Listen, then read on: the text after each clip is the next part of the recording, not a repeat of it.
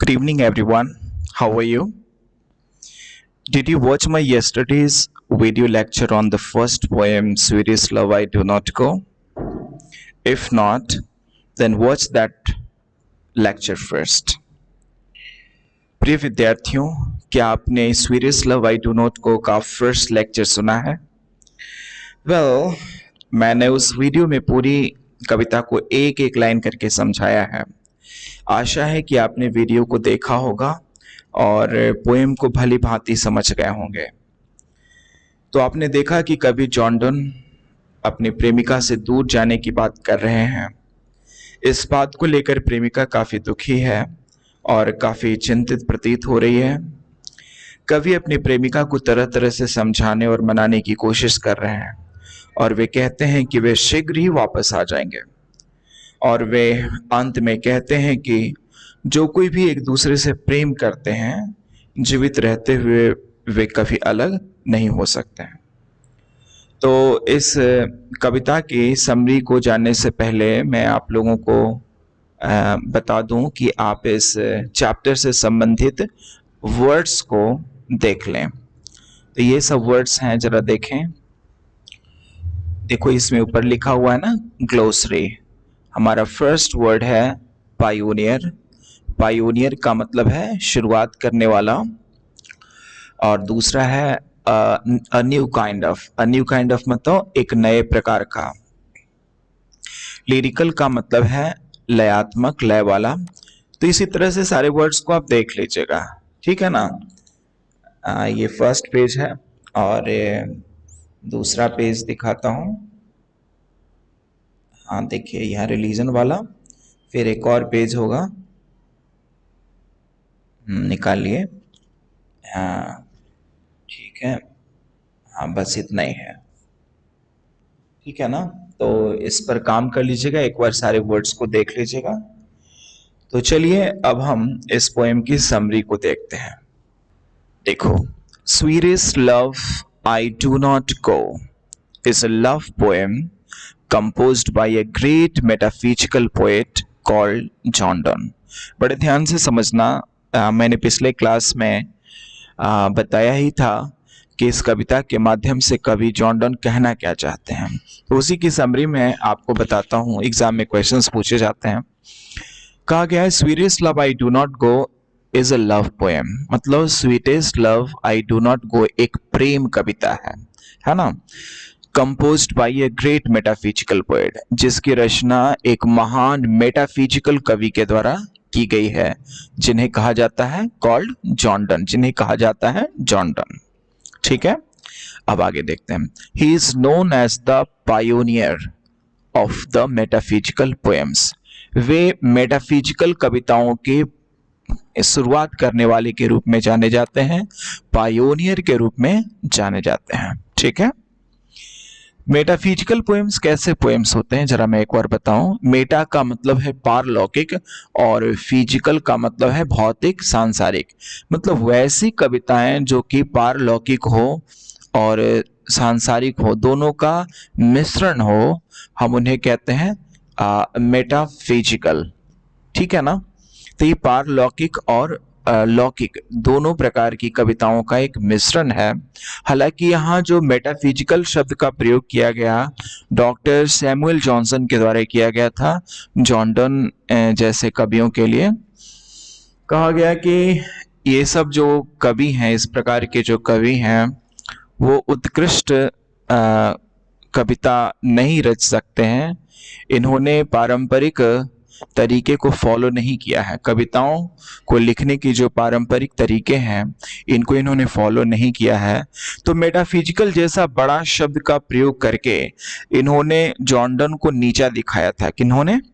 Doctor Samuel Johnson ने। ठीक है, डॉक्टर सैमुअल जॉनसन एक महान क्रिटिक थे, एक महान आलोचक थे 17वीं सेंचुरी के। तो इन्होंने ये कह दिया कि जॉन डन मेटाफिजिकल हैं। अब मेटाफिजिकल का मतलब मैंने अभी बताया कि मेटा का मतलब पारलौकिक, फिजिकल का मतलब सांसारिक। मतलब वैसी कविताएं जो सांसारिक और पारलौकिक दोनों ही बातों को दर्शाती हैं, उन्हें हम मेटाफिजिकल पोएम्स कहते हैं। लेकिन एक साधारण से कवि के लिए, जॉन डोन जैसे एक सामान्य से कवि के लिए मेटाफिजिकल शब्द का प्रयोग किया जाना कहीं एक अजीब सा लगा लोगों के लिए, पाठकों के लिए, क्योंकि डॉक्टर सैमुअल जॉनसन एक एस्टैब्लिश्ड क्रिटिक थे। उनकी बात लोग मानते थे। वो जो एक बार कह देते थे तो एक पत्थर की लकीर हो जाती थी, ठीक है ना।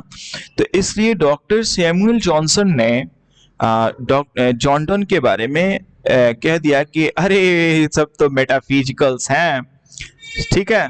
तो ये प्रशंसा के शब्द तो कहे गए इनके लिए, लेकिन एक्चुअली ये शब्द प्रशंसा के नहीं थे, बल्कि इनकी बुराई के लिए थी। जैसे यदि मैं कह दूं, मैं आपका टीचर हूं और आप मेरे विद्यार्थी हैं, मैं आपको कह दूं अरे आप तो गुरु घंटाल हैं। अच्छा ये बताइए, अगर मैं आपको कह दूं आप गुरु घंटाल हैं, आप गुरु नहीं गुरु घंटाल हैं, तो ये शब्द जो आपके ऊपर क्या शोभायमान होगा? क्या ये शब्द आपकी प्रशंसा के लिए है? बिल्कुल नहीं। तो वैसे ही ठीक जॉन डोन जैसे साधारण से कवि के लिए मेटाफिजिकल शब्द का प्रयोग डॉक्टर सैमुअल जॉनसन के द्वारा किया जाना इनको प्रशंसनीय नहीं बनाया, बल्कि इनको काफी अप्रशंसा का सामना करना पड़ा, ठीक है। तो ऐसा हुआ कि डॉक्टर सैमुअल जॉनसन ने जब इन्हें मेटाफिजिकल कह के संबोधित किया, तो धीरे धीरे इनकी प्रसिद्धि घटने लगी और एक समय ऐसा आ गया कि जॉन डोन की कविताओं को पढ़ने वाले लोग नहीं रहे। लेकिन मैं आपको बता दूं कि 20वीं शताब्दी में फिर से एक महान बाबा आए, महान क्रिटिक आए, जिनका नाम है टी.एस. एलियट। जिनका नाम है टी.एस. एलियट, याद रखना, टी.एस. एलियट, E-L-I-O-T, ठीक है। तो ये 20वीं शताब्दी के एक महान क्रिटिक हुए। जैसे 17वीं शताब्दी के महान क्रिटिक डॉक्टर सैमुअल जॉनसन हुए, वैसे ही 20वीं शताब्दी के एक महान क्रिटिक हुए टी.एस. एलियट। टी.एस. एलियट ने कह दिया, अरे they are the original poets. उन्होंने कह दिया कि अरे भाई ये ओरिजिनल पोएट्स हैं, जॉन डोन जैसे का भी, ठीक है। तो इनको प्रशंसा दी जानी चाहिए। इन्होंने क्या हुआ, जो इन्होंने अगर पारंपरिक तरीकों को फॉलो नहीं किया है तो अपने तरीके से इन्होंने लिखा है, ठीक है। तो इस प्रकार से डॉक्टर सैमुअल जॉनसन के कारण जो वो अप्रशंसित हो गए थे जॉन डोन, अब टी.एस. एलियट के कारण वो फिर से प्रशंसा में आ गए, फिर से चर्चा में आ गए। और नतीजा ये है कि आज हम लोग इंडिया में भी जॉन डोन की कविता पढ़ रहे हैं और पूरे विश्व में इनकी कविताएं पढ़ी जा रही है। तो शायद सब समझ गए होंगे। चलिए एक बार फिर से हम देखते हैं। Sweetest love I do not go is a love poem composed by a great metaphysical poet called John Donne. Sweetest love I do not go एक प्रेम गीत है जिसकी रचना एक महान मेटाफिजिकल कवि के द्वारा की गई है, जिन्हें कहा जाता है John Donne. He is known as the pioneer of the metaphysical poems. उन्हें मेटाफिजिकल पोएम्स के पायोनियर के रूप में जाना जाता है, यानी शुरुआत करने वाले के रूप में जाना जाता है। चलिए आइए देखते हैं। इन दिस पोएम, इस कविता में, he talks to his beloved. इस कविता में वे बात करते हैं अपनी बिलवेड से, अपनी प्रेमिका से, about the certainty of death, है ना, मृत्यु की निश्चितता के बारे में बात करते हैं। इनडायरेक्ट रूप में यही कह रहे हैं, सर्टेनिटी ऑफ डेथ के बारे में बात कर रहे हैं, मृत्यु की निश्चितता के बारे में। ही सेज दैट, वे कहते हैं कि he is going on a certain journey, कि वे किसी अनिश्चित यात्रा पर जा रहे हैं। So he will have to separate from her, so इसलिए उन्हें उनसे सेपरेट होना पड़ेगा, अलग होना पड़ेगा। He loves his beloved very much. वे अपनी प्रेमिका से बहुत प्रेम करते हैं, but he still wants to be separated from her. लेकिन फिर भी वो उससे अलग होना चाहते हैं, क्योंकि now he wants to be in jest before his death. क्योंकि वो अब अपने आप को जेस्ट में रखना चाहते हैं, आनंद में रखना चाहते हैं, before his death, मृत्यु से पहले, ठीक है। क्योंकि मृत्यु तो अवश्यंभावी है, हर किसी को मरना ही है, इसलिए वो मरने से पहले आनंद में रहना चाहते हैं। ठीक है। वन डे, एक दिन, ही हैज टू डाई, एक दिन उन्हें मरना है। And finally the two lovers will have to be separated, और अंततः दोनों प्रेमियों को तो अलग होना ही पड़ेगा। ठीक है ना। His current journey is just a temporary separation, लेकिन इनकी जो वर्तमान का जो सेपरेशन की जो यात्रा है ना, जिस यात्रा की चर्चा ये कर रहे हैं, इनकी जो करंट जर्नी है, वर्तमान की यात्रा है, एक टेम्पररी सेपरेशन है। ये हमेशा के लिए अलगाव नहीं है, बल्कि थोड़े समय के लिए अलगाव है। ठीक है। तो ये कहते हैं ही कंसोल्स हर बिलवेड, वे अपनी प्रेमिका को सांत्वना देते हैं बाय सेइंग दैट, ये कहते हुए कि he is neither tired nor is he willing to find another woman to make love with her. एक देखिए क्या कह रहे हैं, ही इज नाइदर टायर्ड, वे न तो थके हुए हैं, nor is he willing to find another woman, और न ही वो इच्छा रख रहे हैं कि वो किसी और प्रेमिका, किसी और स्त्री को वो पाएंगे, है ना। मतलब किसी और स्त्री को ढूंढने की भी वो कोई इच्छा नहीं रख रहे हैं। क्यों? To make love with her, उससे प्रेम करने के लिए किसी और स्त्री की चाह इन्हें नहीं है, ऐसा ये बताते हैं, और न ही वो अपनी प्रेमिका से थके हुए हैं। बट दिस जर्नी इज, लेकिन ये जो वर्तमान की यात्रा है, is just a rehearsal of the real death, है ना। ये जो वास्तविक मृत्यु जब आएगी ना, उस वास्तविक मृत्यु का एक प्रकार का रिहर्सल है ना, एक प्रकार का ये क्या है, रिहर्सल है। He just wants to make her feel, वो बस उसे फील कराना चाहते हैं, अपनी प्रेमिका को फील कराना चाहते हैं, महसूस कराना चाहते हैं कि death will make any of them alone, क्योंकि मृत्यु उनमें से किसी को क्या कर देगी, अकेला कर देगी। बस वो उसे महसूस करवाना चाहते हैं। कैसे महसूस करवाना चाहते हैं? तो वो एक यात्रा पर जाएंगे, और यात्रा उनके लिए सेपरेशन, यात्रा से उन दोनों का सेपरेशन होगा, और वो जो टेम्परेरी सेपरेशन होगा वो भी उनके लिए मृत्यु के ही समान तो होगा, क्योंकि दोनों एक दूसरे से इतना प्रेम करते हैं कि अगर वो एक दूसरे से थोड़े समय के लिए भी अलग होते हैं तो उनके लिए मृत्यु के समान ही तो है। तो यहां देखें क्या कहा है, he just wants to make her feel that death will make any one of them alone, ठीक है ना, कि उनमें से दोनों में से किसी एक को मृत्यु क्या कर देगी, अलग कर देगी। So he wants to remain happy, इसलिए वे खुश रहना चाहते हैं। Before he experiences its sting, इसके डंक को महसूस करने से पहले वे क्या चाहते हैं, खुश रहना चाहते हैं। ठीक है। चलिए अब आगे देखते हैं। The poet assures his beloved, कवि अपनी प्रेमिका को विश्वास दिलाते हैं। अश्योर का मतलब हुआ विश्वास दिलाना।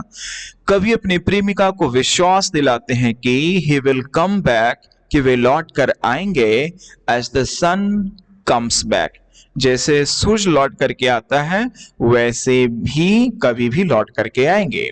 ही प्रोमिसेस दैट, वे वादा करते हैं कि ही कैन रिटर्न, कि वे लौट सकते हैं, फास्टर मतलब और भी तेजी से, इवन देन द सन मतलब सूरज से भी ज्यादा तीव्रतर यात्राएं कर सकते हैं, ऐसा ये वादा करते हैं कवि अपनी प्रेमिका से। देखो जरा यहाँ एग्जैजरेशन का प्रयोग किया है कवि ने, है ना, बढ़ा चढ़ा करके अतिशयोक्ति का प्रयोग किया है। लगता है ना, अच्छा सूर्य से तीव्रतर यात्राएं कैसे एक मनुष्य कर सकता है, लेकिन अपनी प्रेमिका को खुश करने के लिए वो बस देखो बड़ी बड़ी बातें कर रहा है, लंबी चौड़ी बातें कर रहा है, डींग हाँक रहा है कवि, है ना, एग्जैजरेशन का प्रयोग कर रहा है, अतिशयोक्ति का प्रयोग कर रहा है, बढ़ा चढ़ा करके कह रहा हूं। चलिए, शी शुड नॉट वीप, वो कहते हैं शी शुड नॉट वीप, उसे नहीं रोना चाहिए, as this journey is not the final departure, क्योंकि ये जो यात्रा है वो अंतिम यात्रा नहीं है, ये तो टेम्पररी है ना। ही सेज दैट, वे कहते हैं कि इवन इफ ही डाइज, कि भले ही वे मर जाएं, he will be present in her, वे उनमें उपस्थित रहेंगे। हाँ, लेकिन so there is no question of separation, इसलिए अलग होने की कोई बात नहीं है। True lovers are never separated if they are alive, इसमें कहा है अंत में उन्होंने कि true lovers are never separated, जो सच्चे प्रेमी होते हैं कभी अलग नहीं होते हैं इफ दे आर अलाइव, यदि वो जीवित रहते हैं। यानी देखो लास्ट में क्या कहा गया है कविता में, कविता का जो लास्ट स्टैंजा है, लास्ट स्टैंजा में क्या कहा है, They who one another keep alive never parted be। कहा गया ना कि जो कोई भी एक दूसरे से प्रेम करते हैं तो जीवित रहते हुए कभी अलग नहीं हो सकते हैं। तो इसमें यही कहा गया है। तो चलिए अब इससे रिलेटेड अब हम क्वेश्चंस आंसर्स पर काम करते हैं। जरा देखें, देखो शॉर्ट आंसर टाइप क्वेश्चंस हैं और ये पहला क्वेश्चन है, why does the poet want to go away from his beloved. कवि अपनी प्रेमिका से दूर क्यों जाना चाहता है। बड़े ध्यान से सुनना, क्वेश्चन है why does the poet want to go away from his beloved. कवि अपने प्रेमिका से क्यों दूर जाना चाहता है। तो इसका आंसर है the poet wants to go away, कवि दूर जाना चाहता है फ्रॉम हिज बिलवेड, अपने प्रेमिका से, बिकॉज क्योंकि द पोएट फील्स दैट, कवि महसूस करता है कि सिंस एवरीवन मस्ट डाई, क्योंकि चूंकि एवरीवन मस्ट डाई, कि हर किसी को मरना होगा, so it's best to get use to the sorrow of the final parting. इसलिए सबसे अच्छा होगा कि जो फाइनल पार्टी होगा, more suitable lover which the speaker insist, जिस पर स्पीकर जोर देता है ना। स्पीकर क्या जोर देता है कि ही डज नॉट डिजायर, जिसकी उसको इच्छा नहीं है। कहते ही समझ रहे हो ना, जिसकी इच्छा नहीं है, कह रहा है ना कभी कि मुझे ना तो किसी और प्रेमिका की तलाश है और न ही मैं तुमसे थका हुआ हूं। तो यहाँ फीटर लव का मतलब हुआ से ज्यादा उपयुक्त प्रेम देने वाली। ठीक है, आगे, how does the beloved waste the poet's life by weeping and sighing.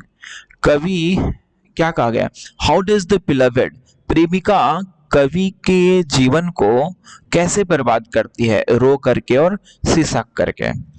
कवि ने इस कविता में क्या कहा है कि when thou sighest not wind but sighs my soul away, when thou weepst unkindly kin my life's blood to decay। देखिए क्या कहा है, when she sighs, कवि कहता है कि जब वो सिसकती है, तो when she sighs, जब वो सिसकती है, the poet feels, कवि महसूस करता है, as if, मतलब मानो, his soul is being mingled with the wind, कि मानो उसकी आत्मा हवा से मिल गई हो। Thus, इस प्रकार लिविंग हिम, मानो कि इस प्रकार ऐसा प्रतीत होता है कि मानो कि उसकी आत्मा ही निकल गई हो और हवा से जाकर मिल गई हो। When she weeps, जब वो रोती है, the poet's own blood deteriorates at the sight। When she weeps, जब वो रोती है, the poet's own blood, कवि का जो खून है वो क्या होता है, डिटेरियोरेट मतलब होता है नष्ट होने लगता है, एट द साइड, ठीक उसी समय। कब, जब वो रोने लगती है तब। बाई डूइंग सो, ऐसा करके, she is wasting her own life, ऐसा करके वो खुद का जीवन भी बर्बाद कर रही है, as well as the life of the poet, कवि का भी जीवन बर्बाद कर रही है, क्योंकि कवि तो कहता है कि तुझ में ही मेरा जीवन है। और कैसे, क्योंकि you are the best of me, क्योंकि तुम ही मेरे सब कुछ हो और मैं सिर्फ तुम्हारे बारे में ही सोचता हूँ। तो कवि कहता है कि जब तुम सिसकती हो तो लगता है मेरी आत्मा ही निकल जाती है, जब तुम रोती हो तो लगता है मेरा जीवन रुधिर ही समाप्त हो गया है। इसलिए अगर तुम ऐसा करती हो तो समझो कि मेरे साथ अन्याय कर रही हो। ठीक है, आगे अगला है, what makes a man's power feeble. ऐसा क्या है जो मनुष्य की शक्ति को कमजोर बना देता है। देखो अपनी कविता में पढ़ा है, how feeble is man's power that if good fortune fall cannot add another hour nor a lost hour recall. कहा है ना कि देखो मनुष्य की शक्ति कितनी कमजोर है कि यदि इफ क्या कहा, इफ गुड फॉर्चून फॉल, यदि सौभाग्य आता है तो वो सौभाग्य ज्यादा समय तक नहीं रहता है, जितने समय तक के लिए वो निर्धारित है उतना ही समय रहेगा, उसमें मनुष्य एक पल भी नहीं बढ़ा सकता है। ठीक है ना। तो यही देखिए क्या कहा, man has not the strength to add a moment to the happiness that befalls him. मनुष्य के पास ताकत नहीं है, शक्ति नहीं है उस एक क्षण को भी बढ़ाने की, उस हैप्पीनेस में, उस खुशी में जो कि उसके पास आती है, that befalls him. He is helpless before death. वह मृत्यु के सामने क्या है, हेल्पलेस है, लाचार है, मतलब मृत्यु तो आनी ही है उसको। हाउएवर, तथापि, हालांकि, he is capable of increasing his misery. हालांकि वो क्या करता है, अपनी मिजरी को, अपनी कष्ट को बढ़ाने में सक्षम हो जाता है, बाय वीपिंग एंड साइंग। मतलब रो करके और सिसक करके मनुष्य क्या कर सकता है, वो जो उसके जो कष्ट आए हैं उस कष्ट को और भी ज्यादा बढ़ा लेता है और उसके बारे में और सोच सोच करके और परेशान हो सकता है। बल्कि मनुष्यों की शक्ति बहुत कमजोर है, जब न तो वो बीते हुए पल को वापस ला सकता है और न ही जो अच्छे पल हैं उसमें थोड़े समय का भी इजाफा कर सकता है। चलिए ठीक है, तो यही थे हमारे क्वेश्चन आंसर्स। आइए ऑब्जेक्टिव क्वेश्चंस देखते हैं। देखो, John Donne has written the poem. आप बताओ जॉन डन ने कौन सी कविता लिखी है? Sweetest love I do not गो ना, सी होगा। सॉन्ग ऑफ माई सेल्फ तो नहीं होगा, एन एपिटाफ द सोल्जर नहीं होगा, तो कौन सा होगा? C option. चलिए, the poet in sweetest love I do not go is blank his beloved. क्या कवि इस कविता में sweetest love I do not में क्या अपनी प्रेमिका से थका हुआ है? नहीं, थका हुआ नहीं है। शुरू में ही बोलता है ना कि वो थका हुआ नहीं है और न ही उसे किसी दूसरी प्रेमिका की तलाश है, तो इसलिए टायर्ड नहीं होगा, एंग्री गुस्से में भी नहीं है और हैप्पी भी नहीं है, तो बल्कि क्या है, दुखी है। ठीक है, सी हो सकता है, सी ही ऑप्शन हो सकता है। चलिए तीसरा, John Donne is going to blank leaving his wife behind. John Donne जा रहा है, कहाँ जा रहा है? अपनी पत्नी को छोड़ करके। तो इसमें क्लियर नहीं किया गया है कहाँ जा रहा है, लेकिन बस यह अनुमान लगाया जा रहा है कि संभवतः जॉन डन अपनी प्रेमिका को छोड़ करके जर्मनी जा रहा है। ठीक है, जर्मनी। चलो, तो बी वाला ऑप्शन होगा। अगला है, John Donne thinks that. John Donne सोचते हैं कि blank is certain. John Donne सोचते हैं कि क्या निश्चित है? मृत्यु निश्चित है ना, death is certain, death is inevitable, बता रहा हूं बार बार में, तो यही होगा। चलिए, John Donne wants to go away. John Donne दूर जाना चाहते हैं क्योंकि because he is tired of his, because he is not tired of his blank क्या होगा? बिलवेड ना। सुन रहा हो ना क्या कहा? John Donne wants to go away because he is not tired of his beloved, है ना, वो अपनी प्रेमिका से थका हुआ नहीं। The poet John Donne is better than the, इसमें ऑप्शन क्या है? Moon, sun, earth, sky. इसमें बात की गई है किसके बारे में? सूरज के बारे में ना। कह रहा है सूरज से तीव्रतर यात्राएं कर सकता हूं, यानी कंपैरिजन की गई है, तुलना की गई है कवि की सूरज के द्वारा। तो कह रहा है कवि कि the poet is better than, यानी John Donne is better than the sun, क्योंकि वो पहले आ जाएगा सूरज से, ये कहा। चलिए अगला देखते हैं, John Donne feels that. John Donne महसूस करते हैं कि ब्लैंक इज वेरी होपलेस। ये बताइए कौन सा?